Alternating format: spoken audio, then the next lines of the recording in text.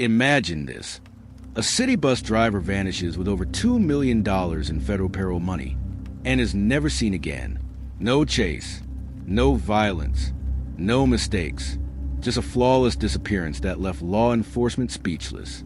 The city thought he was dead until a homeless man showed up wearing his watch.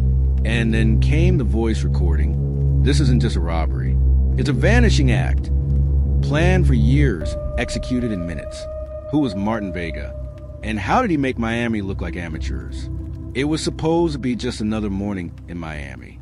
Traffic was thick with a humid buzz of routine. School buses crawled along their routes.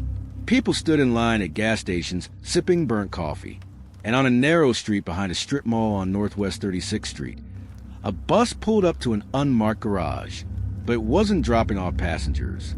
Inside, a man was loading something far more valuable than people.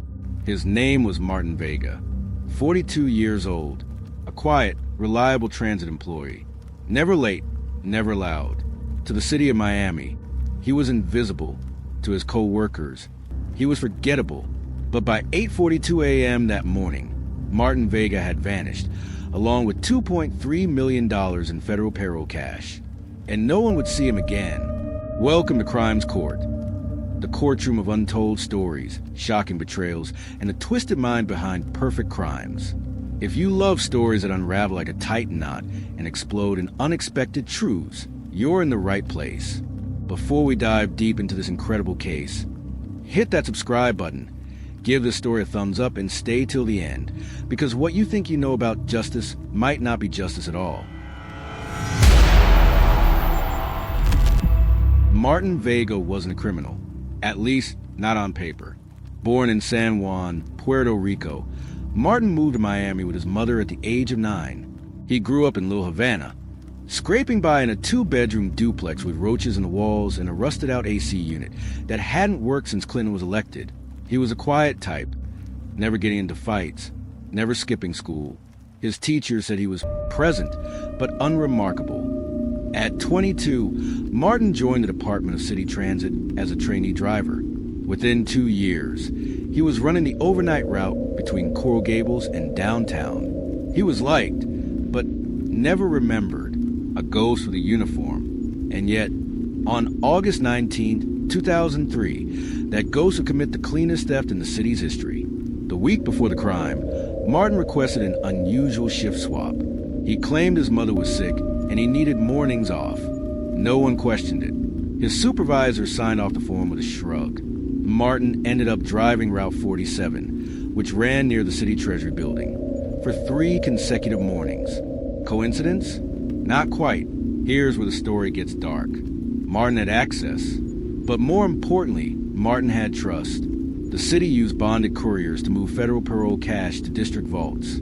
Each morning, a discreet, armored van would meet a bus at a private lot near the transit depot. The idea was simple. The money would be moved without suspicion. After September 11th, cities were paranoid. Uniformed cops mark vans? Too obvious. But a city bus? No one looks twice. Martin Vega was the perfect pawn. Only he wasn't a pawn. He was a king. 3 weeks before the theft, surveillance footage from a pawn shop in Hialeah shows Martin meeting with a man later identified as Oscar Rivera. Oscar was an ex-con, a former truck mechanic who served time in Georgia for wire fraud. What were they discussing? Investigators never found out. But 2 weeks later, Oscar disappeared. His apartment was abandoned, phone disconnected, and every trace of him wiped. Back to August 19th, 8:02 a.m., Martin's bus rolled into the warehouse lot. The security guard checked his ID. No issues. Minutes later, 2 unmarked boxes were wheeled onto the bus, marked printer parts. In reality, those boxes held bundled stacks of $50 and $100 bills. City payroll for school staff and sanitation crews across Dade County. Total value? $2,317,000.78. Martin signed a logbook, thanked the guard, and pulled away. But he never took the route back to the treasury. Instead, he turned right, down a side road, into a fog that still hasn't lifted. It took 3 hours before anyone realized the bus and the money was missing. At 11:47 a.m., a supervisor radioed Martin's route and got static. At 12:15 p.m., a second driver spotted Bus 47 parked behind a burned-out motel near the airport. It was empty. No Martin. No boxes. No cash. But here's where it gets eerie. Inside the bus on the driver's seat was a folded note written in blue ink. It read, "This city never gave me anything but a number. Now I'm just giving back what I never got.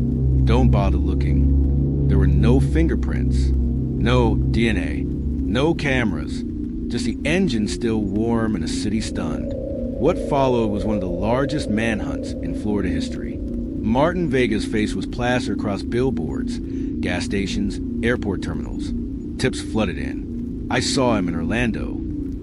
I swear I saw him at a bar in Tampa. All false. All dead ends. Then came the first twist. 2 weeks later, a package arrived at the Miami Herald newsroom. Inside, a burner phone and a mini tape recorder. On it, Martin's voice. "To the people calling me a thief, what do you call a system that lets you work 20 years and still live paycheck to paycheck? I didn't steal your money. I just took mine early." The line went silent. No threats. No anger. Just calm. Almost righteous. But what happened next would tear apart everything investigators thought they knew. Because just as the trail went cold, just when authorities believed Martin Vega was a ghost in the wind, a dead body turned up in a canal outside Kendall, wearing Martin Vega's watch and a city-issued jacket. But it wasn't Martin. Not even close. The body was found floating in the shallows of a canal near Kendall Drive, just off the edge of an abandoned orange grove. A jogger noticed a dark mass bobbing near the surface and called it in.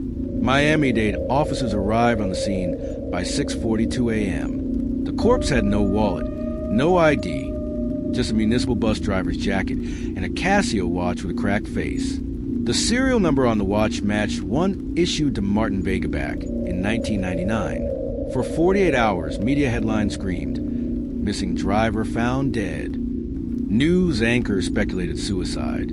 Former co-workers spoke of his quiet demeanor, wondering if guilt had consumed him. But the coroner's report told a different story, one that chilled the spine of even the most seasoned detectives.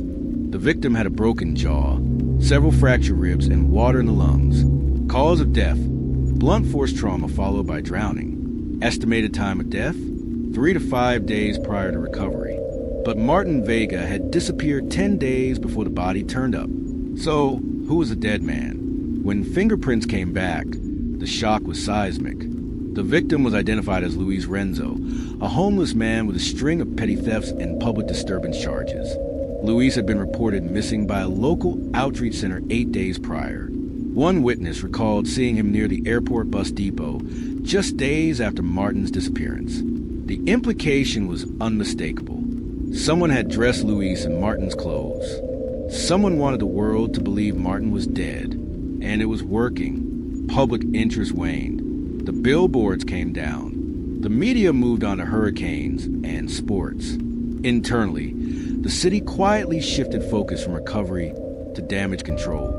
Investigators were stuck in a fog of dead ends until a retired detective named Gloria Mendez came out of retirement for one last favor. Gloria had worked fraud and disappearance cases for over 25 years. She was sharp, stubborn, and deeply intuitive. She knew something was off. This wasn't just a bus driver getting lucky, she said. This was chess. Somebody planned this like war. She reopened the evidence box and started small. One detail jumped out. The ink on Martin's final note. It wasn't from a standard office pen. It was blue gel ink, used almost exclusively in bank lobbies and federal offices. Not the kind of thing you find in a bus glove compartment. Then she found something else.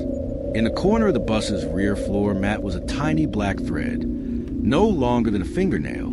Forensics identified it as part of a polyester uniform, specifically the kind worn by private security contractors. Martin had help. That theory gained traction when Gloria revisited surveillance from the warehouse depot. She noticed that the security guard on duty during Martin's pickup was not the regular on rotation. His name was Daniel Cruz, a temporary hire brought in just 3 weeks before the theft. No work history, no license, no background, a fake identity. But by the time anyone tried to find Daniel Cruz, he was gone. His apartment was cleaned out, no forwarding address, no fingerprints. The leasing agent only remembered one thing. He paid cash, always, and drove a silver Ford pickup with a sun-faded bumper sticker in Spanish that read, "El que espera desespera, he who waits despairs." That sticker would surface again. 4 months after Martin's disappearance, a small bank in Durango, Mexico, flagged a suspicious transaction. A man walked in and tried to open a business account using a Puerto Rican passport under the name Victor Ramos. He claimed to be an importer of vintage electronics. When asked for a utility bill, he became nervous and left the branch without finishing the process. But surveillance caught his face, and it was him, Martin Vega, a little thinner, beard grown out, but unmistakably him. Interpol flagged the footage, but by the time local authorities reached the area, he had vanished again.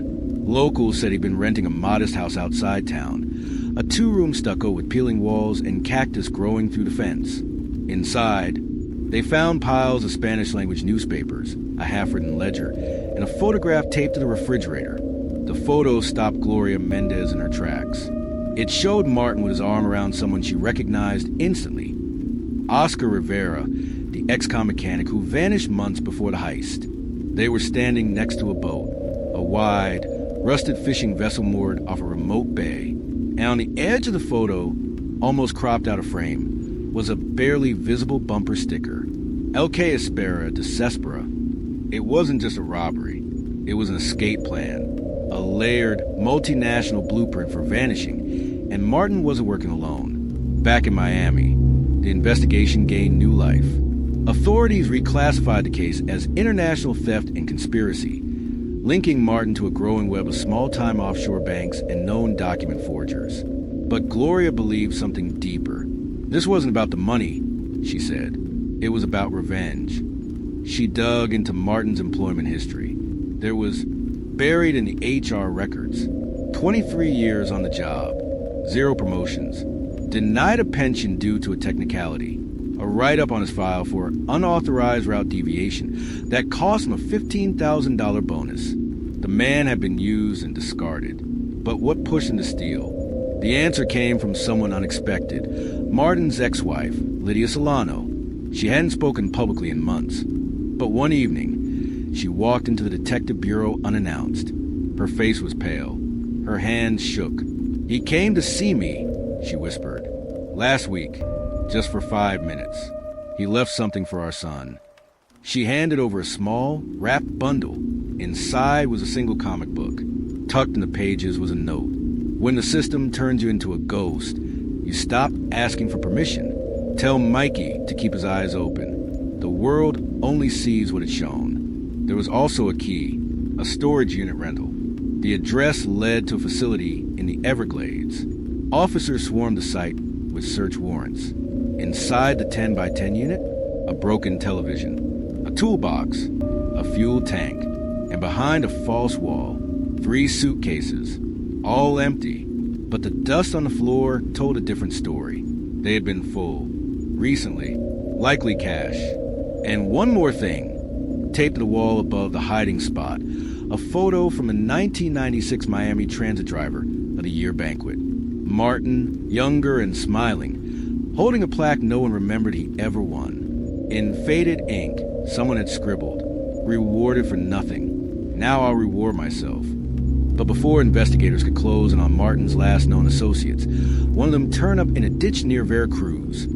Shot twice in the chest, plastic zip tied still around his wrists. Oscar Rivera had been silenced.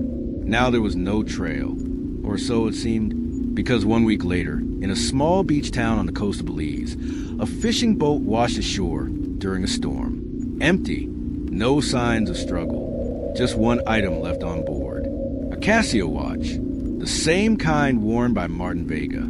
As we close a chapter on Martin Vega's perfect crime, we're left with more questions and answers. A man who slipped through the cracks of the system, leaving nothing but a trail of questions, dead ends, and empty suitcases full of cash. For now, his fate remains a mystery, but the twisted truth behind his escape, his revenge against a system that ignored him for so long, is a story that's still unfolding. What's next for the people who helped him? And what other secrets are hidden behind the fog of his disappearance? The answers may still be out there, waiting to be uncovered. But if this story shocked you, if it made you question the very nature of justice, and if you're hungry for more untold stories like this, don't forget to like, comment, and share this video with your friends. And of course, subscribe to Crimes Court for more shocking true crime cases, unexpected twists, and jaw-dropping revelations. Stay tuned, because the truth is out there, and we're just getting started.